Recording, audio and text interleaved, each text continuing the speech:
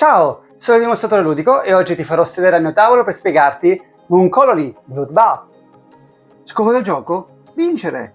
Vincerà il giocatore che avrà più abitanti nella sua colonia. I componenti del gioco sono le planche base lunare corrispondenti allo scienziato scelto, gli abitanti, i quali rappresentano la popolazione della propria colonia lunare, i crediti, che servono per pagare i costi di costruzione degli edifici e per pagare alcuni effetti, il cibo, che rappresenta il nutrimento della popolazione, le casse di risorse, sono materiali immagazzinati nella colonia, i segnalini azione, 2 gettoni per identificare i mazzi robot e twist e le carte edificio. Sono i progetti dei nuovi edifici che ciascuno può costruire. Ogni carta edificio è composta dai seguenti elementi.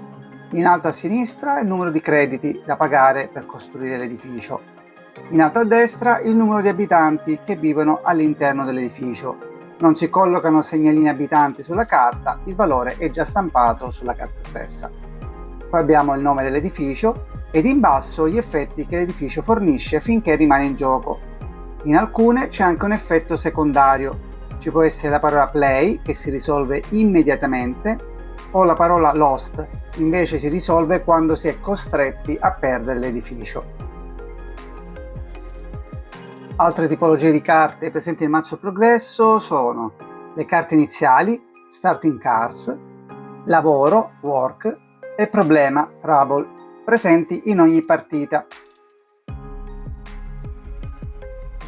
Poi ci sono gli imprevisti, twist, che modificano le regole di gioco per tutti. Gli eventi, events, sono eventi atmosferici, guasti, problemi alla colonia, verranno risolti in ordine dalla prima alla 13ª, la quale farà finire il gioco. Robot sono servitori meccanici utili ma inclini a guastarsi e causare vittime.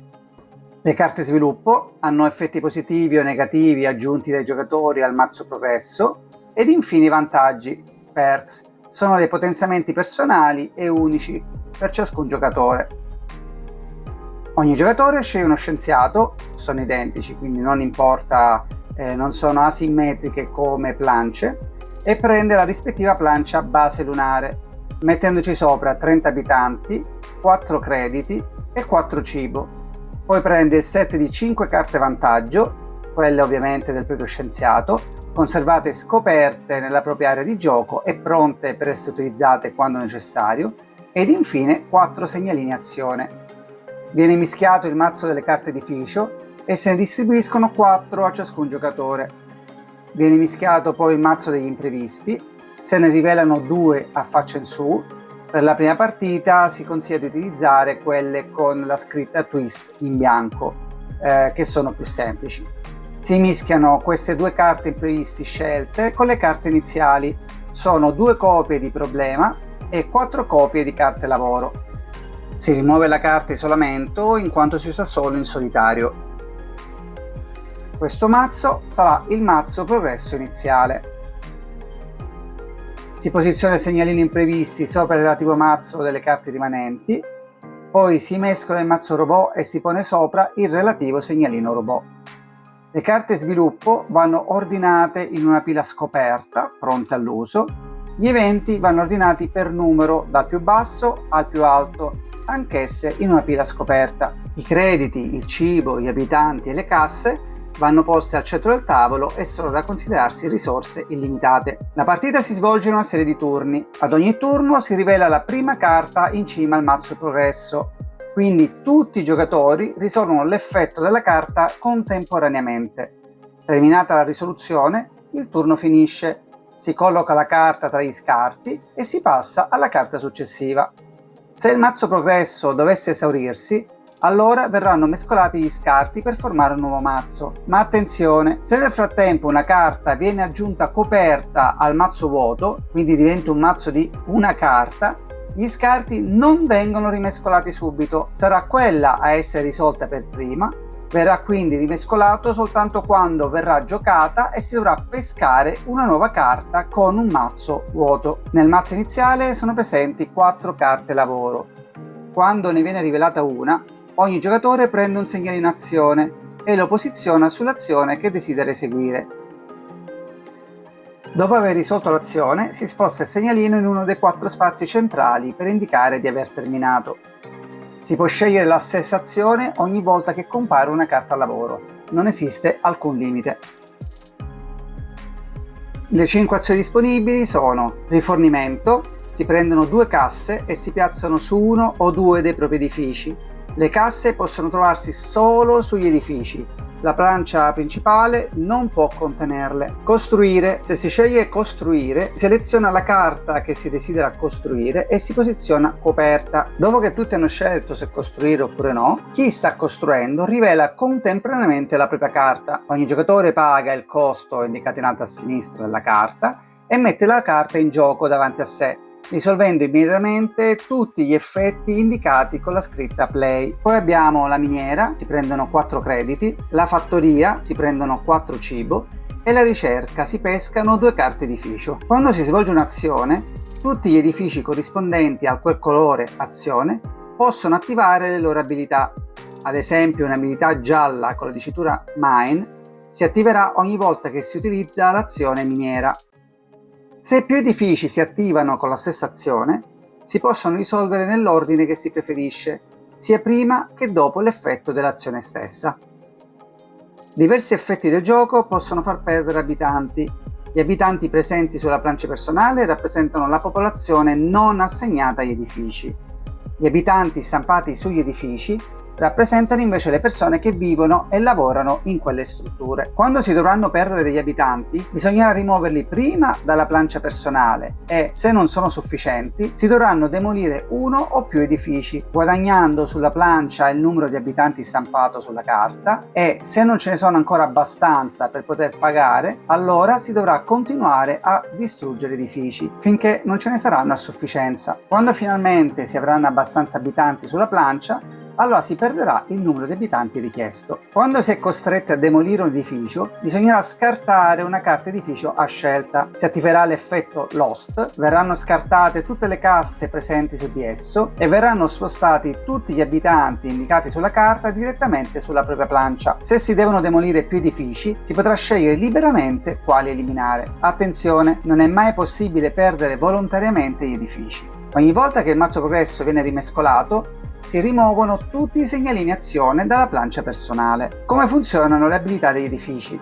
Ad esempio, la miniera di ferro riporta mine più una cassa. Ciò significa che ogni volta che si esegue l'azione miniera, si ottiene anche una cassa aggiuntiva. La cassa può essere collocata sulla stessa miniera di ferro oppure su qualsiasi altro edificio proprio. Inoltre, riporta play. Bisognerà aggiungere un vantaggio. Quando si costruisce la miniera di ferro, si può quindi aggiungere uno dei propri vantaggi al mazzo progresso. Questo effetto si verifica una volta soltanto al momento della costruzione della carta. Successivamente la miniera continuerà semplicemente a produrre casse. Poi abbiamo la fattoria, che riporta farm più 2 cibo.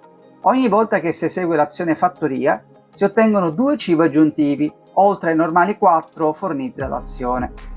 Riporta inoltre puoi spendere cibo come crediti. Questa abilità si applica ogni volta che si devono pagare dei crediti, ma non quando un effetto li fa perdere. Si possono avere in gioco più copie dello stesso edificio e normalmente le loro abilità sono cumulative. Le abilità degli edifici che si attivano in seguito ad un'azione funzionano indipendentemente dal fatto che l'azione sia stata generata da una carta lavoro oppure da un altro effetto.